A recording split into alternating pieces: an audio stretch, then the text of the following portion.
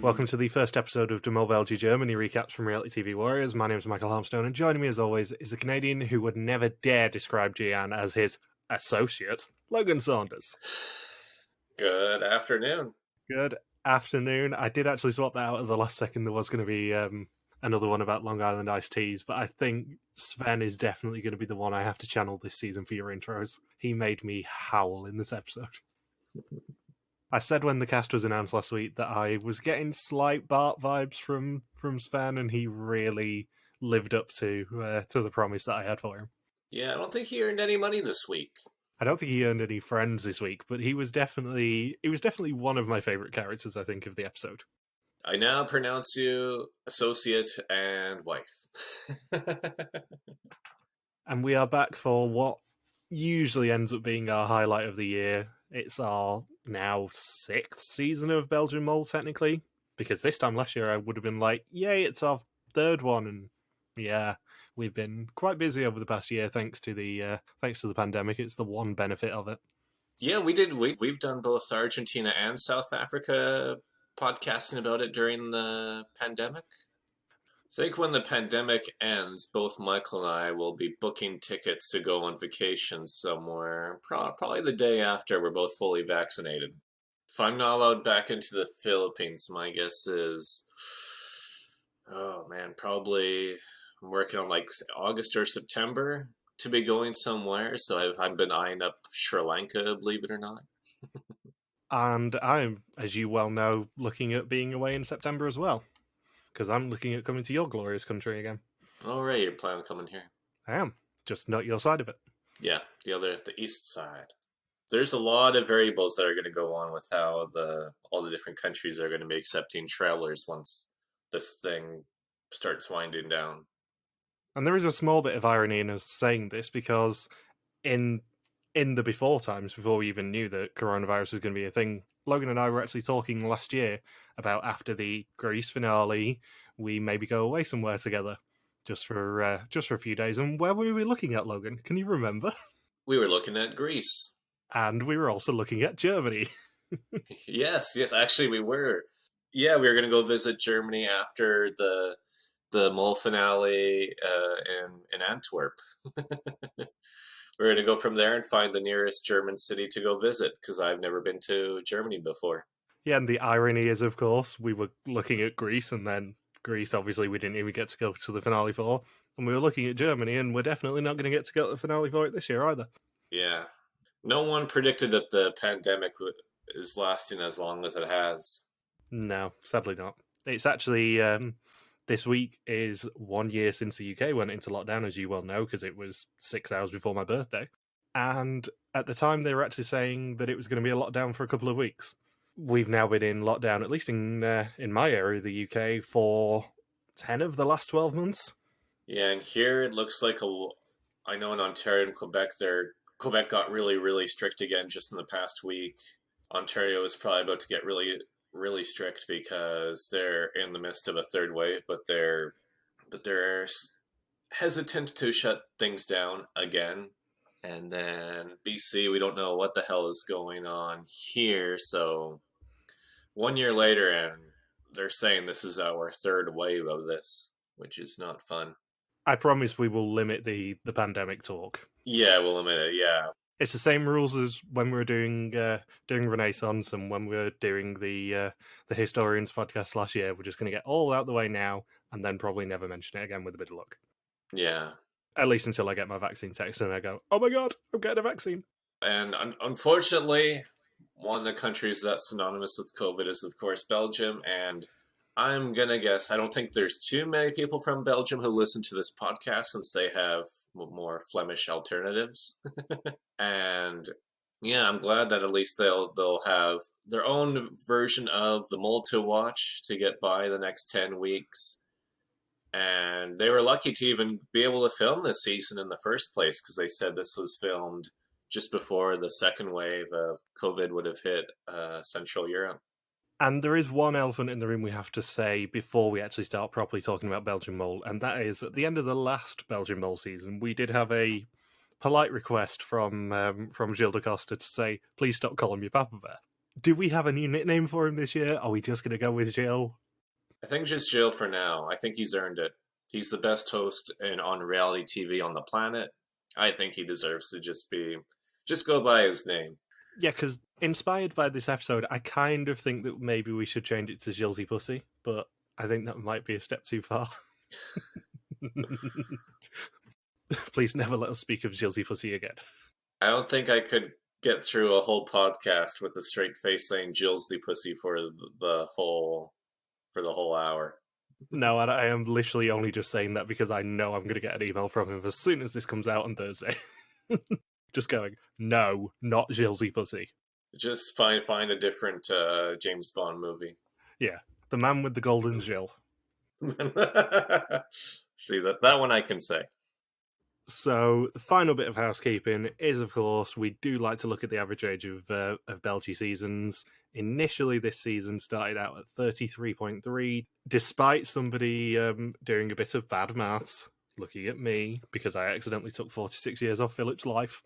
The average age is actually 33.3, at least starting this season, which is the youngest in Belgian history, at least for the reboots, but not by much. Previously, we've had 38.3 in Argentina, 33.4 in South Africa, 37.7 in Mexico, 35.1 in Vietnam, and 34.6 in Greece. However, as you well know, by the end of the episode, it drops to 31.9. 12 years makes a lot of difference. It really does. So, we open in September 2020, right before the second wave of Corona. There are 10 strangers gathered for the adventure of their lives with a traitor in their midst. And there is lots of drone shots. And a Karl Marx quote. Well, we're going to get to the Karl Marx quote because one of the hidden talents that we've actually not really touched on this podcast is the fact that I do speak a little bit of German. So despite my Flemish pronunciation being dreadful, I'll have a decent crack at least at the German pronunciations. That's a solid promise. I do know we have at least one German listener. I apologise in advance. I'm hoping not to butcher the German pronunciation as much as I butcher the Flemish. Everyone is asked whether they are the Mol, Dami, Samina, Katrine, Yasmine, sadly, Philip, Lennart, Anna, Lotta, Sven, and Jens all say no. Kevin, being Kevin, says yes. And brought back from Greece are the opening quotes, this time in German. The first one is the Karl Marx quote, Aller Anfang ist schwer, gilt in jeder Wissenschaft. Every beginning is difficult, applicable to every science. So day one begins in Liederkerke. Jens is the first one out of the BMW. He's being watched on heat vision on a drone. He's joined by Katrine, Philip, like in English, Yasmine, Sven, not a carnivalist, Lennart, Samina, who's definitely a Limburger, Anna, Lotta, Dami, and then Kevin. And they are being watched through the wheat. For now, they are keeping socially distanced. Gilles turns up and says that their cars are ready to depart, but the question is whether all 10 of them will leave in them. The spots this year were very sought after.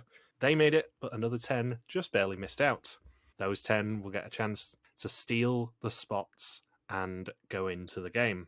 If any of the 10 behind him make it to the cars later, they will steal a spot. If no spots are stolen, then they will leave Belgium with €5,000 in the pot.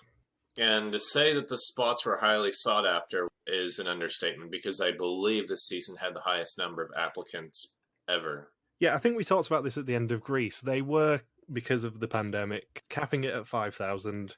Then I think within a day they bumped it up to 10,000, and eventually they closed it after 30,000, which is more than they've had for any other season. And then they got that 30,000 all the way down to 10 officially, but actually 20. And we presume that the 9 identities who weren't revealed, at least one or more, are probably going to be used for next season. See, I've had this debate already today. The Bothers Bar Discord has been very active this afternoon, just discussing whether any of those other 9 people will actually come back. Because I'm in two minds about it. On the one hand, you think, yeah, we already know these people are probably going to be pretty good characters. We may see them come back in the same way we saw Bruno come back after not getting onto Vietnam. He then got onto Greece. But the problem is, the main trait of a mole candidate or a mole is that they have no relationship really with members of production. And even just a small appearance like this they will at least have some sort of a relationship with people in production unless they were super careful. And I'm assuming they were super careful about this in production. Maybe they'll reuse the mole for next season if the mole wasn't the attacker who got into the game. Yeah, you've got to wonder whether any of these people will have the chance to come back, or whether they technically count them as candidates and then they're not allowed to return. Well, we never found out any of their identities, though. I think we probably will find out their identities in the reunion if I had to put money on it now. I think we may see videos of them in the same way that we saw videos of the people who didn't get onto Vietnam and the people who applied for other seasons and stuff. I presume one of them was Willie Summers. Definitely. It was just Willie Summers in a helmet. eight clones of him. And all 9 attackers who didn't get through were all Willie Summers. Or maybe Willie Summers and his family members. I must admit, I had forgotten about your obsession with Willie Summers, so it's nice to hear about it again. And if production really wanted to screw us over, they would translate a Willie Summers lyric into German just for funsies to try and make me say it. I thought he was the one that sang about every beginning is difficult and applicable in all sciences. So only one attacker can potentially join the trip and steal a spot. If they do, someone will get left behind and the team won't earn any money. And Gilles gives the envelope of instructions to Samina. She is an overachiever and very competitive, and she worries in her audition that she might be talking too much. And until a producer says, no, don't worry, that's kind of the point of you doing this, she is genuinely a little bit terrified she's just babbling. Trying to lose €5,000 at the start of the season would make Bart proud. Oh, that doesn't even scratch the surface of what Bart wanted to do. He was going for as high as possible. He didn't care how much that exemption was worth. And I do have to say, after the candidate special last week, Bart looks like he's lost weight. He looks like the pandemic was quite good to him. He didn't go to that same restaurant in Greece with Dorian? No, he didn't. It was my first thought when I watched the candidate episode, and obviously if you've not seen it, the final 3 of last season came back to give their opinions on the bios of the quote-unquote final 10. Bart did look like he'd lost a bit of weight over lockdown. And I know he's a friend of the podcast. He may listen to this, so good on you, Bart, if you have. I'm proud of you. Yeah, I've been losing weight myself throughout the pandemic, and it's a great productive feeling because I know a lot of people are struggling with this and aren't in the best position to try and accomplish significant achievements right now. So they have to split their group of 10 into 3 groups. The first of 3 savvy shooters, the second of 2 balanced shooters, the final 4 strategic shooters, and 1 drone operator. And Jens is from Ypres. He said to his friend that he'd rather do the mole than win the lottery. Not the Euro Millions, but if you won €1 million, it's gone in a few years. It's probably a good thing he doesn't play the lottery, because he gets a pretty good warning here that he shouldn't play it. Do you know what the odds of winning the jackpot on the Euro Millions are? No, but I assume they're astronomically low, like 1 to 10 million. The UK lottery is 50 balls now, and I think that works out somewhere in the region of about 1 in 55 million of winning the jackpot. Euro Millions is about 1 in 155 million of winning the jackpot. Does anybody win it? Yeah, weirdly, the UK does quite well in it, but it's astronomically low to win the Euro Millions. Like, how often does somebody win? Maybe once every 3 weeks. Really? That frequently? Because it's all over Europe. There are so many tickets sold. So the winner gets like €1 billion or something ridiculous? It's usually at least 100 million. So yeah, the odds of winning the top prize on the Euro Millions is roughly 1 in 139,838,160. So you just gotta be that lucky SOB that gets their life changed forever. Yeah, and the average prize money won is a smidge under £46 million. The highest ever one is 183 million. 183 million British pounds? Yeah. That'd be like 350 million Canadian, I think. I wouldn't be podcasting anymore, or only podcasting. I was going to say, as if you would quit podcasting if you won that much money. You would be travelling the world and you would be at the mercy of me getting pissed off at you when you sleep in. That's just how it works. So, Katrine, Kevin, and Sven are in line 1, Dami and Phillip are line 2, Samina, Anna, Lotta, Lennis and Yasmine are line 3, and Jens is the drone operator. And Samina acts as their communicator, basically linking all 3 of the teams. And Gilles specifically says no one here is guaranteed of their spots.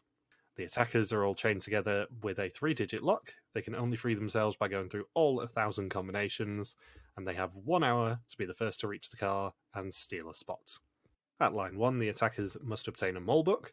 The 3 here must release arrows and shoot a target above each mole book to drag it up into the air and make 1 less mole book to grab. Every target hit will eliminate an attacker, and the slowest people to get to that stage will be out. There are 15 arrows, and each must be earned by answering a 5-answer question.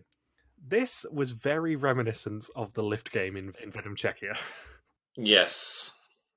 Name 5 things that start with a certain letter or a certain category. So Sven is the first one. He gets asked to name 5 countries beginning with M. Name 5 countries beginning with M, Mr. Saunders. Malaysia. Yep. Mali. Yep. Malawi. Madagascar. Yep. I just have the one left. Come on, there's got to be one. Oh, Marshall Islands. Marshall Islands will count. You actually got 3 of the same ones as Sven did there. He did get all 5, but he then misses with the bow and arrow. And he says he's not doing the group hug. He saw that first on Big Brother, he thinks. And the reason they put that in the episode is because he will be forced to do a group hug, and he looks incredibly uncomfortable when he does a group hug. Much, of course, to my amusement. Those on line 2 have to protect the car key. If any attacker gets the car key, they can then unlock the car and allow people to go inside it. The car is currently locked, and they can eliminate attackers using a sniper rifle. However, one of them has got to lie on top of a rocking platform to control the sniper rifle, while the other one puts weight on it to actually control the directions. Phillip says he's never fought in his life, as he can't. He was also physically incapable of flirting. Oh, we missed out on the 52-year-old man flirting with all the other contestants. Exactly, and what happens in Germany stays in Germany. Yeah. You do not want to know what went on in that castle. Just say it. So Lotta, Lennart, and Yasmine are the final line. They have paintball guns and a buildable barrier to eliminate the attackers and make life hard for them. Yasmine says she doesn't think she's funny even when she's in a courtroom. She always thinks that she should be putting jokes into her final closing statements. Lotta says her nickname is Lottie Pussy. It used to be super sweet, but her mum did have to sit her down when she was about 12 or 13 and tell her it wasn't appropriate in an email address. Imagine having that conversation. You're 12 or 13, you think your parents are going to sit you down for sex ed or whatever, and your mum just turns around and goes, your email's super inappropriate. You're going to get a lot of strange guys emailing you. You are definitely going to be on a watch list.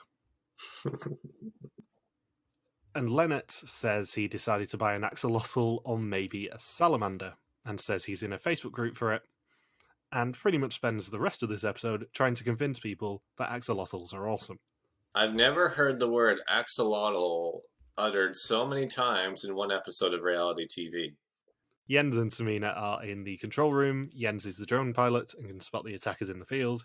And Samina is the communicator with the rest of the teams. She calls line 1 and asks Sven what he can see right now. I genuinely paused the episode at this point and went, surely you can just see corn. And he says he can see corn. It's a maze, hun. I wish I'd never heard that before. It's like, this task is a total maze.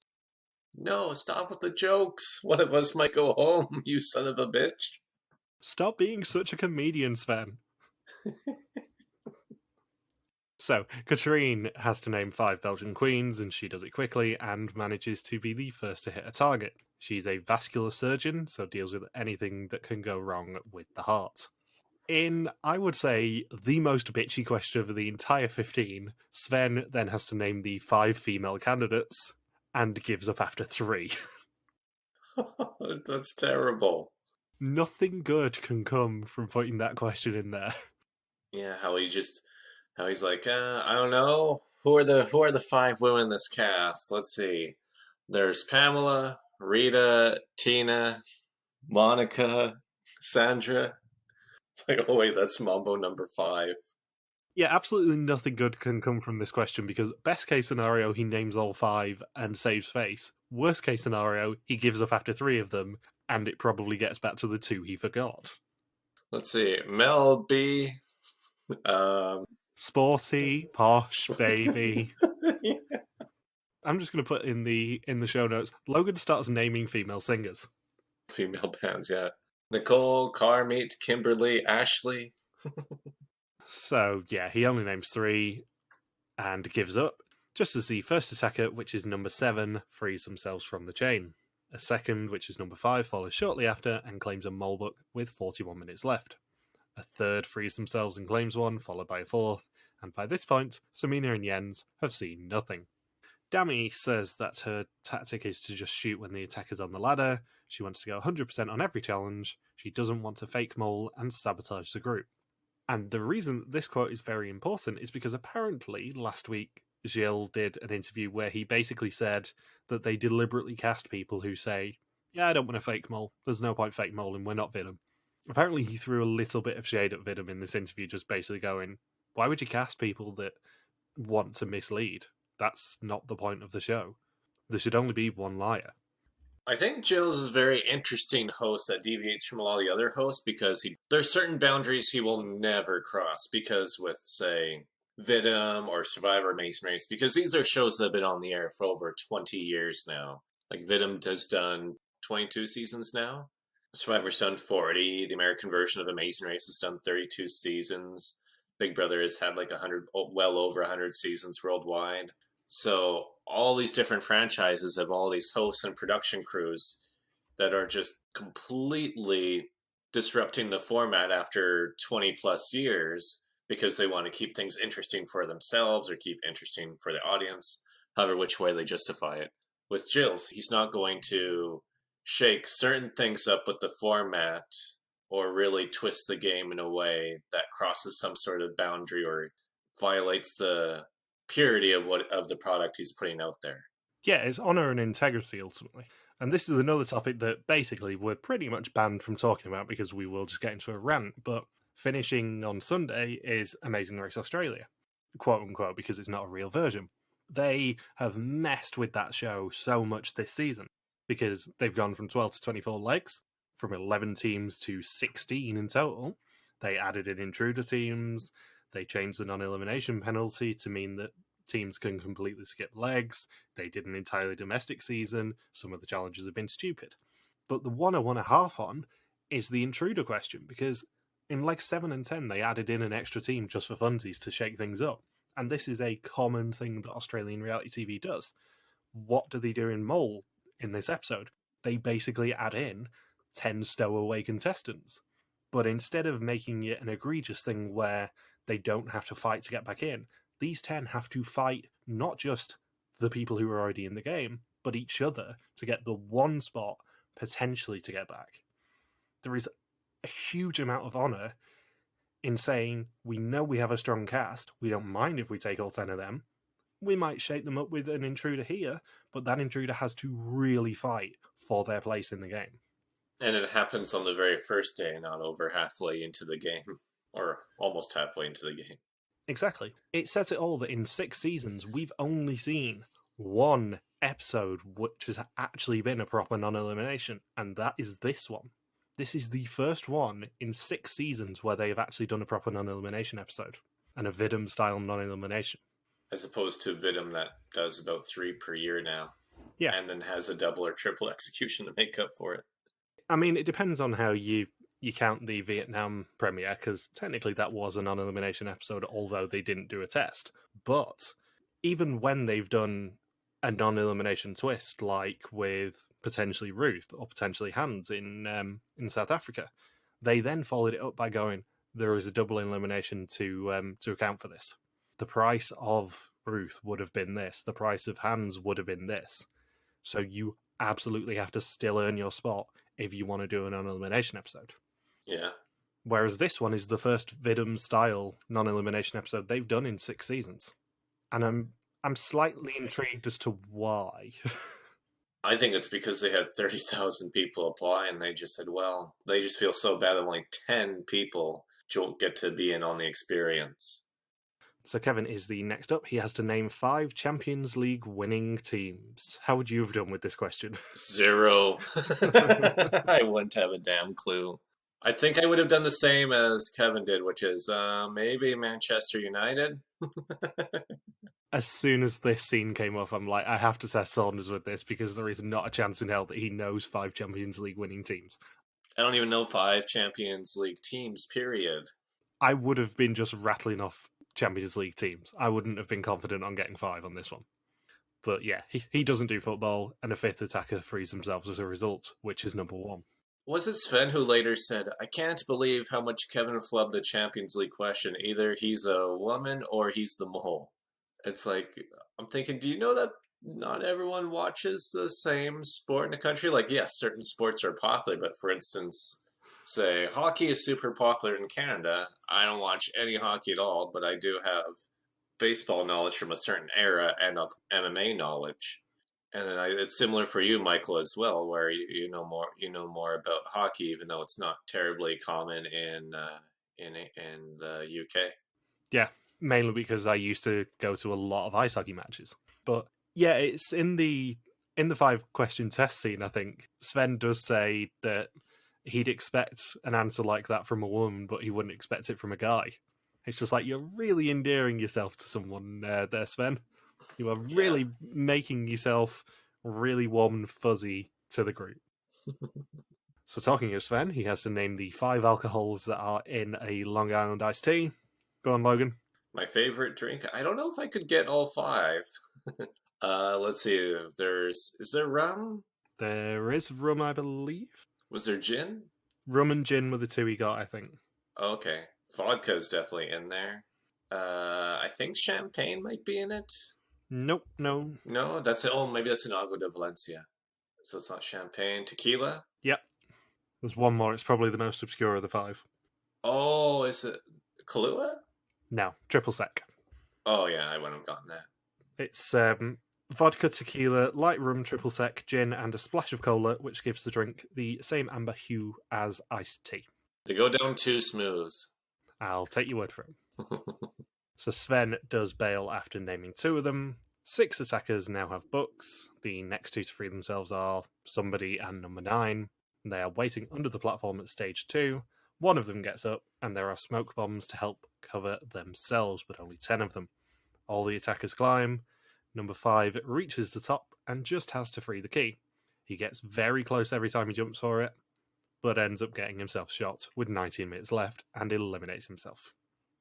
Kevin gets the question right and manages to eliminate another book. He has a stutter. You have to introduce yourself a lot in his real life, so he struggles with his name and other K words. Katrine has German cities with over 500,000 people. She absolutely wrestles through it, as I think we both would on a geography question, and she hits the final hanging mole book and eliminates number 2 just before she grabs it. The other 2 who are still chained are also eliminated as a result of the lack of mole books. The attackers release another smoke bomb, and number 8 climbs and grabs the car key. The car gets unlocked with 14 minutes left. Only the first attacker to get to the car will go on the trip. Was it just me, or did Dami and Phillip had the most awkward position out of all 3 lines?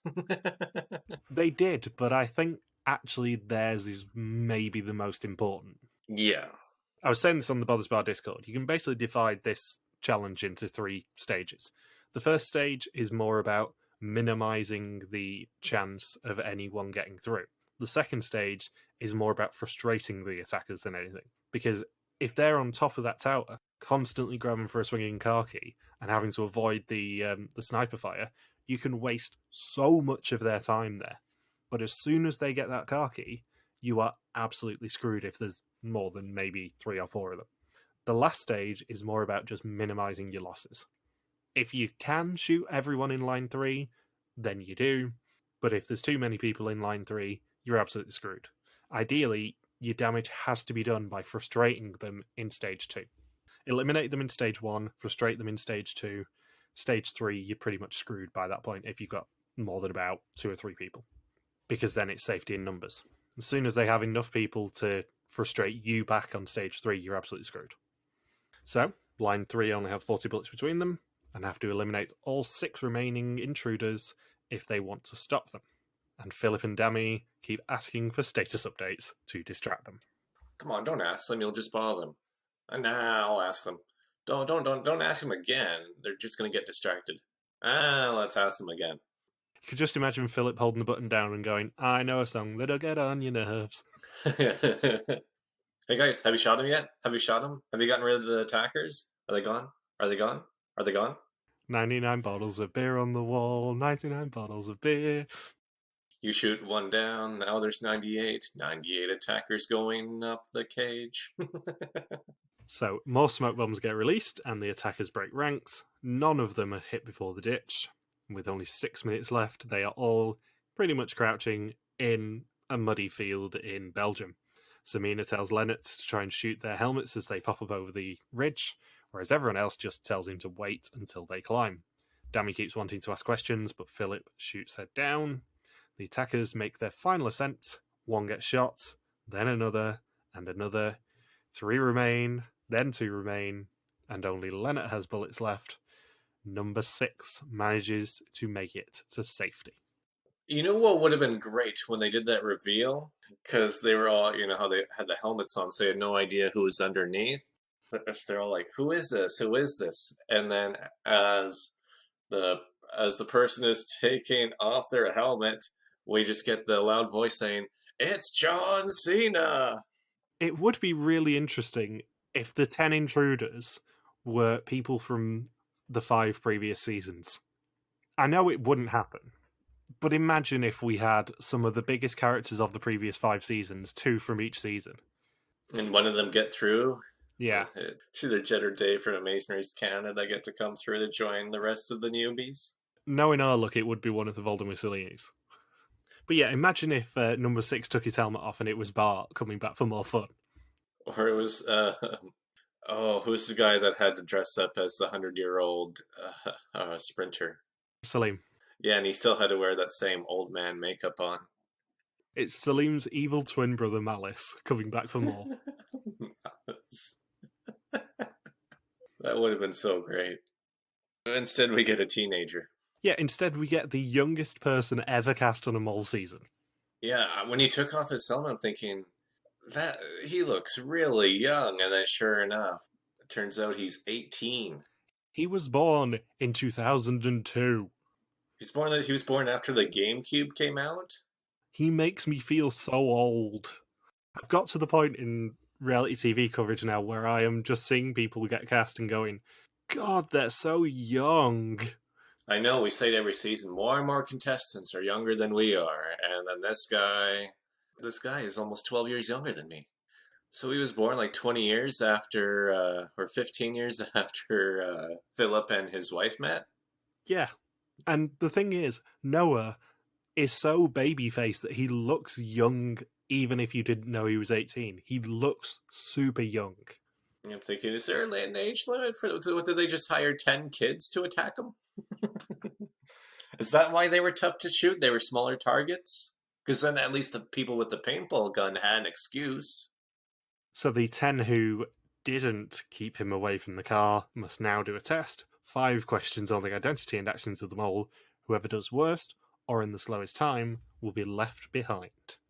And this is the one spoiler I accidentally came across before I watched the episode. And that's the thing, I somehow managed to avoid it, mainly because I was staying off Twitter and Insta yesterday. I was hiding literally everything so that I wouldn't get spoiled on what happened in the premiere, because I did for Greece. I knew that contestant Gilles went home in the Greece premiere, and I was really annoyed. But that was a time zone issue. Yeah, and see, this was through Facebook, where they showed Jens's red screen. It's like, oh, well, perfect. Let's get to that in a minute. So Dami says it's very difficult because you know absolutely nothing. Jens gets stressed at work sometimes, but it's pointless to be stressed. Everything works out in the end. Lennart says that it's interesting that 6 candidates managed to get to the ditch. They had passed 2 of the 3 lines already. And Lotta says Samina is a leader, but sometimes she lacks information. Yasmine says that Sven stands out, says he didn't make a single shot on the bow and arrow. Kevin says you don't even know everyone's name. How can you know who the mole is? He's taking the test quickly, assuming that more than one person will get absolutely 0. Katrine says it's weird to guess a mole because they're all really nice people. Sven says that Kevin barely knows football, maybe he's from another planet. If it was a woman who said that to him, it would be more believable. Samina says that the first line was suspicious, as something was just not right there. And Phillip doesn't want to follow his gut feeling, despite doing that a lot of the time in real life. And I do have to say, although I suspect that it might end up being a clue in the end, I love the thumbnail transitions that they're doing for the test now. Did you notice these? Oh, where they fade in, where they fade into another contestant's confessional using the mole print. Yeah, I suspect it is going to end up being a clue, but I really like it as a creative choice. You'll do a varied spiral for one of them. Yeah, because we did have it in the test at the end of this episode as well. It wasn't just a first test thing, which makes my antennae prick up a little bit. So, Gilles has 9 mole books to hand out, as Noah has already claimed one. He will call them up like he's on The Bachelor. They will claim a mole book or a rose, and then get in one of the 2 cars. Do you accept this mole book? Samina, Kevin, Katrine, Dami, Sven, Leonard, Phillip, Anna, Lotta, and Yasmine each claim one, leaving Jens behind. And this entire scene is scored to a very good version of Love Will Tear Us Apart. My favourite moment of this entire scene, though, is Sven getting into the car, Leonard going to hug him, and him just getting an absolute death glare, and then going, sorry, I forgot you don't like hugs. 2 things on this. One is the fact that it's really ironic that Jens was the one who went, doing the mole would be better than winning the lottery, and then he's the first person left behind. But 2, more importantly, is if we are to believe that Belgie Lore is consistent, you cannot get eliminated on Belgian Mole unless you've seen a red screen. He didn't see a red screen. Yeah, he could be coming back next episode. There could be a twist. As much as I don't think he's coming back, if we believe Belgie Lore, then he cannot be eliminated without seeing a red screen, even though he did worst on the test. It should be noted that the one quote I picked out, because knowing he was going home ahead of time, if you do the mole, you get to talk about it for 30 years. Thinking, yeah, you get to talk about this one challenge you got to do, Jens, for 30 years. As opposed to winning the Euro millions, winning hundreds of millions of euros. I think you could talk about that for 30 years. And the other thing about Jen's quote is he said, yeah, you get to talk about it for 30 years and you never get to play again. Which, I mean, that's probably going to happen with Belgian Mole. I don't think they're going to be the type of franchise that brings back players from past seasons. They don't need to with 30,000 applications a year. No, it's so sought. It's too sought after. That's the thing that bugs me about. Well, I don't watch all-star seasons of reality shows anymore, but that's always the big bummer is that you have all these people who just want to play once, and then you're rehashing the same cast members to play 2, 3, 4 times, and now anytime somebody gets eliminated in Survivor, in Amazing Race, or Big Brother, the second they go home, there's all these people online that say, oh, I hope they get to come back for a second chance this season or for a returnee season. It's like, come on, just let it be that they played once and that's it. They got the experience. Now let's get a new group in there. I mean, with Vidum, they waited 21 games before they picked just 10 people. I think you can certainly make an argument that Jens technically saw a red screen because he did worse on the test. But I think it's very interesting, especially as we've gone back to Argentina and South Africa, that when Gilles talks to Hans in episode 2 when he says you're being brought back, he specifically says you cannot go home on the mole unless you've seen a red screen. Yeah, it'd be interesting if they violate their own rule or not. Yeah. It goes back to our point about sort of the integrity that production especially have, and obviously spearheaded by Gilles, but the integrity that they have is they do have this sort of mythical lore book, and it's very interesting to see them kind of messing with it a little bit in this episode potentially. Be funny though if what we didn't see on camera though is the producer behind pulling down a physical red screen for Jens to look at. Like, sure, it wasn't on a computer, but maybe there was a pull down one in the shed. It's like, see, you saw that red screen. We had some intern just pull it down. Yeah, I think if we don't see him back next week, he is gone for good. Oh yeah, they're not going to bring him in episode 3 or 4. That'd be ridiculous. That's forbidden to do. So there is a piano version of Life on Mars that plays as they realise that they're taking a road trip to Germany. And they're going to St. Gor, a city by the Rhine in western Germany. However, the best bit of their entire drive is the fact that Noah does have to ring his mum and tell her that he's not going home tonight. You missed dinner, Noah.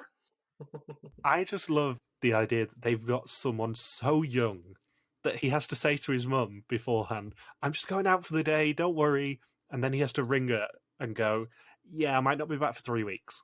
I'm going to Mol camp. Yeah. Oh, you know what absolutely killed me when he was right when they were about to take the quiz, just the five question quiz. Gilles turns to Noah and says, "Okay, Noah, you survived as the attacker to come into the game. Go wait in the car." Thinking, you just it's like as if he doesn't feel like the biggest kid amongst the entire cast. He's told, "Go wait in the car until we come back in from the shop." Go wait in the car, Papa's got to deal with some stuff. Did you bring your DS with you? I mean, it's a very 2020, 2021 thing to think. He's 18 years old and he's a student. Even if he went to uni, he's probably still living at home and probably doing his courses online because of the pandemic. He almost certainly has never left home and has never really spent a night away from home, maybe on school trips or whatever. This will be probably the longest he has spent away from his family. And he gets treated like probably like a 12-year-old instead of an 18-year-old. Yeah. Go wait in the car, Noah. Aw, how long are you gonna be? I want to go to Germany. I want to go to that castle. So they do end up getting to St. Gor quite late. And Sven and Lennart discuss the pronunciation of the German word fru. Do you know what fru is? The name of the beer? Oh yeah, they did argue over that. Do you know what fru with an umlaut is in German? Nope. It is early. And Phillip and Katrine and Noah and Kevin also share rooms. They wake up on day 2. It is all very pretty. Samina and Sven are in charge of Frühstück, or breakfast, while Phillip and Dami go to the bakery. And we find out how good German Phillip actually speaks. According to an actual German, thanks to Holger Matt for pointing this out, according to an actual German, he sounds pretty much like a native German speaker. He has no accent. Yeah, people in Central Europe are much better at languages than we are. It's like Van Boel from the first season with how he speaks English with the New York accent. I do also have to point out that when Van Boel was interviewing Gilles last week to say, here are the 10 candidates, Gilles specifically said that you won't be able to notice the effect of the pandemic on the season, with the exception of me having to social distance from them, and they will wear masks on screen if they have to go to the bakery or something. And the cheeky little shit snuck that past us, and indeed, Dami and Phillip go to the bakery in this episode. I wonder if it's because Jill said that in an interview. He's like, "Wait a second, we should show footage of them going into a bakery with masks on." I remember writing like quick notes on what he'd actually said last week, and that stood out to me. And I'm like, that's such a weird thing to say. And then when Phillip and Dami go into the bakery, I'm like, you sneaky little bastard! How do you constantly do this to me? I said this on the Discord earlier, like, I'm getting increasingly irritated by how good he is at sneaking stuff past us. He's a master of his craft. He is, and it's so utterly frustrating because we can't catch him out. But it's brilliant. That's the thing. As I've said before on previous episodes of this sort of stuff we've done, I love being wrong on mole seasons because it's so fun to be shocked at the finale. But it's so utterly frustrating when Gilles is so good at doing it to us, because he is.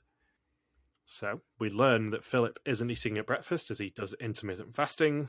Noah is trying to keep a low profile, and we actually find out that he is an 18-year-old orthopedic student.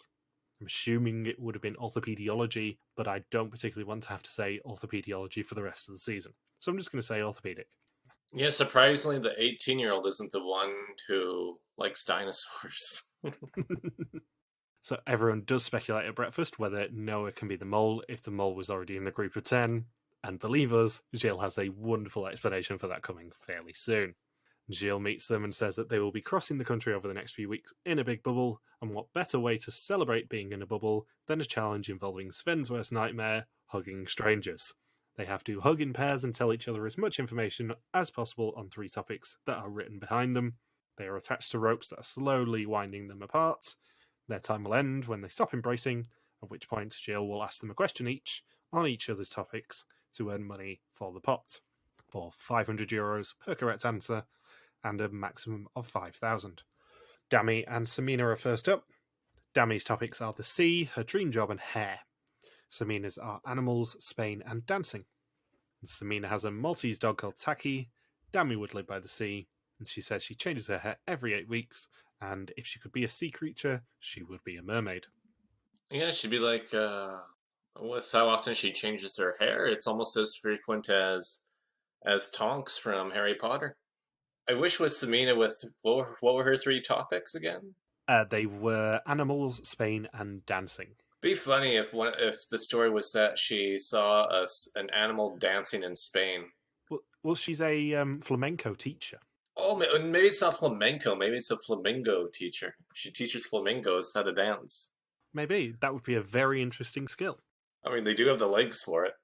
But yeah, she has by far the best job of the season because she's a flamenco teacher. That's awesome. I mean, it's not Voyant from Kia Latove, but it's up there on list of fun mole jobs that you'd never be able to predict. So at the same time, another pair, Lotta and Yasmine, are in the cuckoo clock shop in the town. Hidden behind the doors of 2 of the clocks are the topics that we'll get asked about, and they spot that Samina's topic is animals and Dami's is the sea. And this lets the team on the winches focus the questioning. Samina earns the first €500 by knowing that Dami would be a mermaid. Dami doesn't earn hers because Samina didn't tell her how the breeder checked that Taki was deaf. Apparently, it was with a chainsaw. If you don't hear a chainsaw, I guess that would be a pretty big clue. Yeah. And they are then sent to the clock shop themselves. I'm sorry, I can't get over like a veterinarian just having a chainsaw on a desk drawer in their office. How do you even fit that in there? Just say, okay. Yeah, I mean, if you're a dog breeder, how do you test if a dog is deaf? Do you pop a balloon near them? Do you call to them repeatedly? Or do you just go to the shed and get the chainsaw? Well, there's multiple uses. Oh no, your dog broke its arm. Well, there's one way to fix that. We can test if it's deaf, and we can make it an amputee at the same time. Well, how else am I gonna cut this sandwich in half? So, Kevin and Katrine are the next 2 on the winches. Kevin's themes are best friend, dancing, and sport. Katrine's are opera, the operating room, and her partner. Her favourite opera is Rusalka by Dvorak. After 3 minutes, they still have no topics from Dami and Samina. Kevin got a dinosaur tattoo with his best friend Coon. It is a Parasaurolophus, or as they call it in Animal Crossing, a parasaur. Samina and Dami just miss Kevin's topic being about his best friend, but they do spot the operating room for Katrine. So the next 2 up are Phillip and Noah. Noah's topics are job, the paranormal, and his best trait, and he says hugging for his best trait. Everyone who's hugged him says that he's a good hugger. Phillip's are diet, first love, and animals, and they rely on Katrine and Kevin, who miss job for Noah. Phillip and Noah then move to the shop and are instructing Sven and Lennart. Lennart's topics are animals, flexi job, and volunteer work. Sven's are his embarrassing moment, job, and carnival. Lennart, as we know repeatedly from this episode, has an axolotl, famous for being the basis of the Mudkip and Whooper families. Sven has a coffee and crock bar. He doesn't want to talk about his embarrassing moments in front of the group. They are waiting for Phillip and Noah, who miss both topics. The final pair up there are Yasmine and Lotta. Both of them have embarrassing moments. Lotta also has nicknames and animals, and Yasmine has sleepless nights and on the go. Lotta says she's not good at riding horses and had her bra hanging out when dismounting one. The horses that she has are named Brunette, Cass, and Verona. They rely on Sven and Lennart. Sven is 100% not looking at clocks and just pissing himself at the concept of being in a shop full of cuckoo clocks going off. But they do find animals at the last second. Kevin is asked what Katrine finds most pleasant during an operation. He says listening to classical music, and it's actually stitching a bridge. Katrine is asked what dinosaur is on Kevin's arm, and she gets it wrong. Lennart is asked what's in a croc Vespa. He also gets that wrong. Sven's asked the name of the shop which Lennart scoops ice cream in. He is told that, but also gets it wrong. He then talks about 3 balls for some reason, which I think could be a completely different show or a movie in Logan's collection. Phillip is asked what the name of the restaurant where Noah served ribs is. He gets it wrong. Noah's asked the bus number that Phillip met his wife on. It was 82, and he's correct. Lotta is asked what name Yasmine gave her 2-year-old son. She gets that wrong. And then Yasmine's asked the name of Lotta's 3 horses. She's correct, meaning they earn €1,500, a possible €5,000 for the challenge. And Gilles, much to Sven's disgust, says that their victory and earning some money calls for a group hug. And they settle on one where Sven doesn't have to touch anyone. Fun fact, that is also our banner for this week. Man, these 80-minute premieres always take a while to podcast about. I know I said this on the Discord earlier, like, I know this is going to be a long podcast, so I'm just going to rattle through as much as I can so we can start doing the debate and stuff. So they wake up on day 3. Kevin isn't used to cars having such good brakes and constantly slams on them. Know your pain. They are driving to Out. I can't take that town name seriously. Going to the town name of Alf. It's very futuristic. It's the first chance to comment on their musical choices, and Phillip chose a James Blunt song that Sven met his associate to, otherwise known as his girlfriend. Obviously, Katrine chose some opera. And they meet Gilles at Berg Arras, a castle in the middle of a forest on a hill. That is where they're staying overnight. However, it is also the backdrop for the elimination.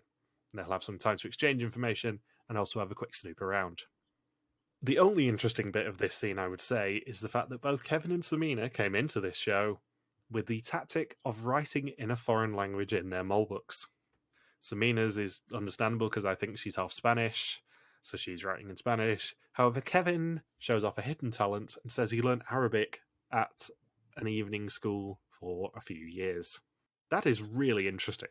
Yeah, if only that was one of the name 5 things. Name 5 Arabic words. Yeah, it's genuinely impressive that he's learnt Arabic, and I have it on good authority that the close-up we saw of his mole book with Arabic in at least was notes on the actions of other people. It wasn't a blatant mole hint or anything. So, it is now time for the test. 20 questions on the identity and actions of the mole. Whoever knows least is out of the game, except for the mole who can never go home. Sven says Yasmine is curious. She's filled her mole book already and will have an entire library by the end of the season. Yasmine is on Kevin. When Katrine asked about his best friend, he tried to steer her into talking about his friend rather than the tattoo on his arm. Dami says that Katrine had a question about the operating room and didn't realise it was relevant. Kevin says Sven is a great mystery. He played up his carelessness and laughs it off. Lennart points out that Sven was cackling in the clock shop.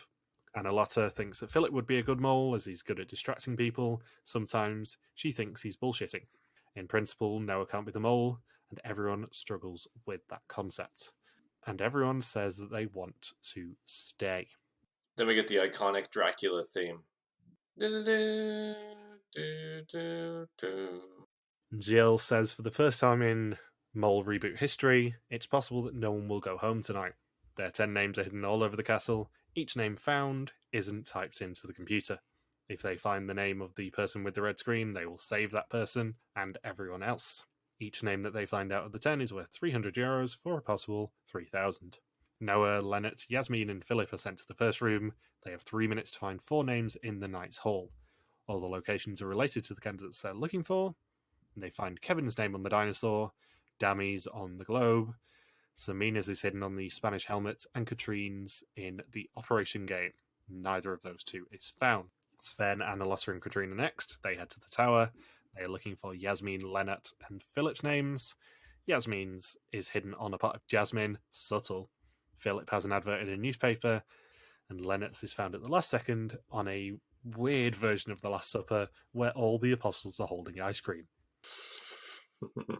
Kevin, Dami, and Samina are sent to the church. It is creepy as all hell. Noah, Sven, and Lotta are hidden here. Lotta's is on a horseshoe. Kevin searches the hay. All 10 attackers' names are hidden on the coins. Dami finds Noah's. And if I paused at the right moment, I think one of the other attackers was named Karen. Poor Karen. I know. She's had such a rough year the past 12 months, hasn't she? Yeah, especially on social media. I mean, If I was right that it was a Karen, I'd fully expect Gilles to be getting an email soon asking to speak to his manager.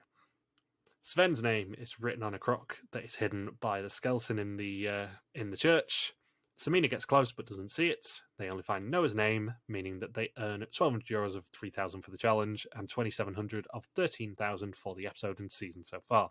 If one of Noah, Dami, Kevin, and Leonard was meant to go home, then all 10 of them are through. Anna, Lotta, Sven, Katrine, Phillip, Yasmine, and Samina all get green screens, meaning that they are all safe. However, a video comes on the screen saying that 3 weeks before departure, the mole visited the cornfield to meet Gilles. The mole must also fight for their place. If the mole for the attackers gets to the car, the existing group's mole will be left behind automatically. Ooh. And they get a chance to meet. And that is where the episode ends. So then they realize, oh, yeah, it's very, very, very possible for Noah to be the mole. Yeah. And I'm saving this question for now. I was going to do it after the first challenge. How would you play that first challenge as a mole? I think I'd want to be in the second or third group. Maybe the second, because maybe using the sniper rifle is easier than other people would think, and you're not really accounted for as much. You have one person with you, but they're too focused on holding you steady. And then if you miss a shot or something, you could be like, well, you didn't hold me steady enough. What are you doing? And you could just keep missing by inches each time, or maybe just get one or maybe two attackers that go up there with the smoke bombs. Because that was a far distance. It's not like that was a close shot at all for Dami to make. I think it depends on a few factors. Because if the mole of the existing group, we're just going to call him the mole for now, assuming that Noah's not it. If the mole knows what number the stowaway mole is going to be, then that mole needs to be in stage 2 or 3. They cannot 100% be in stage 1, because stage 1 is the only one where you don't have control over who qualifies. As soon as you get to stage 2, you can literally target any of the numbers if you really want, and if you can work out who they are. Obviously, that's much easier in stage 3, but it is possible in stage 2 to target people. So the real question is whether the mole knows what number their replacement would be. The mole's ideal tactic, I think, and potentially production's ideal tactic, would be someone gets through, but it is not the replacement mole. Because I have questions about whether the replacement mole was briefed on every challenge like the real mole would be as well. Because if they were, it's kind of a waste of time for production, potentially, to brief 2 people. I assume they'd only briefed that other mole after they got into the game. Yeah, but then the question is, does that go against another one of Gilles' rules going, we don't brief on location anymore because it was too stressful? Maybe just for that twist he would. Yeah, there's a few real questions to that. But it's a tough choice, I think, because as a mole, you have to obviously balance getting the money into the pot and also potentially jeopardizing yourself. Because up to this point in the episode, we didn't know that the mole themselves were technically vulnerable. Obviously, Gilles did say at the start that nobody is safe. Absolutely nobody in this group is safe. But we didn't really understand what that meant until this clip comes on at the end of the episode. That would be such an awkward position to be in as the mole, though. It's like, yeah, you're supposed to take money out of the pot, but then you might go home after the first task. Yeah. If the mole was given the choice of the replacement mole being the one person left and letting them get to the car to stop the money going in, but then obviously they replace you, or letting that person be shot, what do you think the mole would have done? I guess just play it as a player and try to be as fair as possible in that situation, I guess. Yeah. It's tough. It depends on on what type of person the mole is. Yeah, because pretty much, if you are the mole selected for this season and you get replaced, you are never going to get the chance to come back. Ever. You are going to be the only one challenge mole ever in history. Yeah, probably if you were the mole, you decide, no, I want to play this as a player. Unless they were able to pick a mole who they knew would be fine with going home after one task. Yeah. I don't think they'd want to pick a mole who would be kicking and screaming on their way out after being switched. You would be so pissed if you were selected as the mole and then it got snatched off you after one challenge. Yeah, just think of say the Mexico season. I think if you had someone like Peter, I don't think he would have been too upset if he got switched after one task. No. So I think it's going to be somebody who's really okay with, oh yeah, that was a neat experience, but I'm fine if I don't get to do the whole thing. or almost any of it. You'd basically be the mole who never was. You'd be a trivia question. Yeah. So, next time, there is a precarious trek for people with wine glasses, a musical performance, and a trip through tunnels, a neon dinghy challenge, and a garage door closes. So, who do you suspect, Mr. Saunders? Well, I guess one would be Demi because she was the one on the rifle and probably should have shot more people in that tower since there were 6 people and she could shoot around a fairly small area, especially when she got the first one. Uh, let's see. Kevin did not perform too well this episode. I don't think he earned. I think he earned the least amount of money for the pod out of everybody. Yeah, nothing, actually. Yeah, other than being in the one group that found one person's name. Well, yeah, but he personally didn't. It was Dami who found it in that challenge. Oh, okay. So yeah, he earned nothing. So of course you got to look at that. And then I don't think Samina did the best job of coordinating during the attacker challenge between the different groups. I think there could have been a better communicator. The fact that 6 attackers made to the ditch out of a possible 10 is a bit alarming. And more importantly, 6 out of 8 who got out of the chains and 6 out of 7 who got a mole book. Yeah, that would suck for the people who were just in chains for 1 hour. Yeah, 2 of them were left in chains, and then there was number 2 who was left at the mole book station after the mole book got snatched out of her. Right, they wouldn't actually be sitting there for an hour. Just as soon as there were no mole books, then they would be done. Yeah. Then 5 got shot on the tower, and then everyone apart from number 6 got eliminated on the final stage. Man, that'd be an interesting strategy discussion amongst the attackers. Because somebody had to be the one to go up the tower first and didn't really figure out the strategy and just went on their own and completely messed up. It wasn't until the next attacker that said, okay, we're all going to do this as a group, but somebody still had to risk it and go for the key. So it's very interesting to know because they don't really say what Noah's role was in that whole challenge. No, I've sort of skipped through that challenge to try and work out what numbers had got through on what stage and stuff. You never see Noah at all. Not specifically him, because he was number 6, and you never see number 6 until he gets in the car. Yeah, he just barely got in with being number 6 in that group. Well, they all had numbers on the backs, so the numbers aren't necessarily representative of... Oh, of the order that they got out of the chains, you mean? Oh, I see. Because I was thinking, man, that would be really lucky. No, they're numbered from 1 to 10 anyway. But yeah, number 2 was the one who didn't get a mole book. Number 5 was the one who was shot on the tower. Number 7 got the car key. And then number 6 was Noah. And we don't know any of the other numbers, I don't think. Bummer for the person who braved it, got the car key, and doesn't even get rewarded with the spot into the group. Because that was the riskiest position to be in by far. So, yeah, my top 3... I have a feeling that it's a male mole this time. Because we've had 2 females in a row. And I know that's a foolish thing to start off saying because, Gilles does listen to this podcast and he does love spiting us, whether deliberately or not deliberately. I think it's probably a guy this time. Even though it breaks one of the rules that I said, my top suspect at the moment is Kevin. Just because I got a weird vibe off him. I don't know whether it's because he's obviously consciously having to think about his speech patterns because he has that stutter. I don't know. I just got a weird vibe off him. And I am terrible at picking Belgian moles. We've proven this over the past 4 live seasons and then the 2 historical ones as well when I went into how wrong I was. I'm terrible at predicting things on Belgie. I don't know why. I just have a real blind spot for Papa Bear's machinations. Kevin is kind of where I would put my money right now. I've not done my first suspicions list, so this isn't necessarily emblematic of what the pool's going to be. But I've kind of gone with Kevin first, then Lennart, because he's obsessed with axolotls and the whole him drumming into it that you can cut off one of their limbs and it'll regrow might come back as a clue potentially. And then Phillip I got a weird vibe from as well.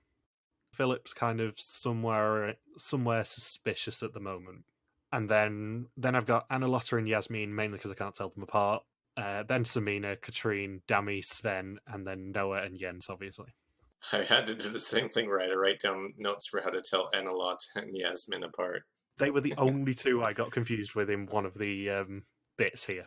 I was so good on names. I'm usually pretty good on names in premieres anyway. I was so good on the names, and then I messed up Anna, Lotta, and Yasmine. I was so annoyed, but I can tell them apart now. Yeah, by the end, once they were together, I'm like, okay, Yasmine is shorter and has lighter hair, and Lotta is taller and has slightly darker hair.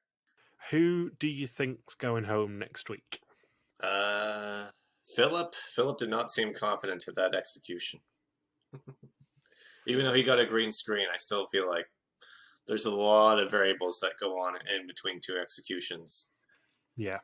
It's either that or it's going to be Bertrand. It's always Bertrand.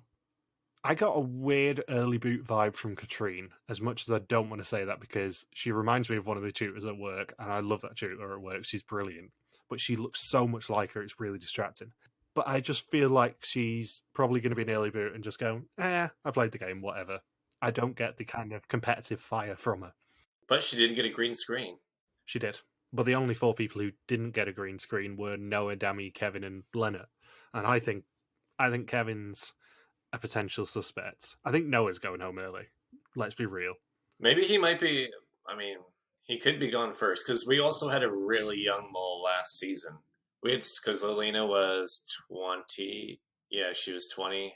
She was not just 20, she was the youngest mole in worldwide mole history, I believe. And she was damn good at it.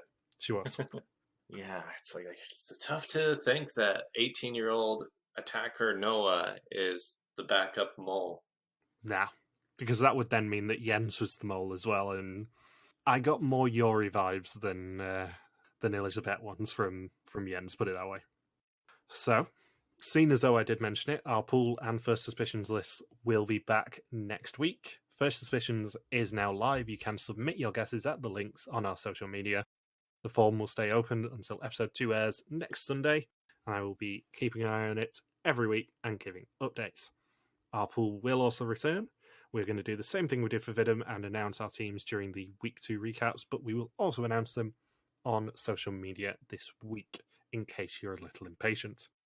As 10 people are left at the end of this episode, we will each draft 5 people, with me as winner last year drafting first, and whoever has them all at the end of the season will be the winner. Have you got anything else you want to say, Mr. Saunders? After an hour and 6 minutes? No, I don't. I mean, there could be more. We could stretch it out, but for the sake of the listeners, I'll save whatever else for episode 2. A flavoring 2, pardon me. I will be honest, we actually did that a lot quicker than I was expecting because I was really expecting us to go very deep on the tactics of the mole in that first challenge. Maybe we just do a special episode where we just go through that challenge. Yeah. So, thank you for listening to our Mol Belgie recap. We'll be back next week to continue the hunt for a brand new mole in Germany. Don't forget you can contact us on Twitter, Facebook, YouTube, or Instagram where we are RTV Warriors, or you can email us and contact us at rtvwarriors.com. Logan's on Twitter at Loxapagwaki, and I'm MJ Harmstone. Thank you as always to Natalia for the subtitles. We'll see you next week. Peace out and just chill until the second flavoring.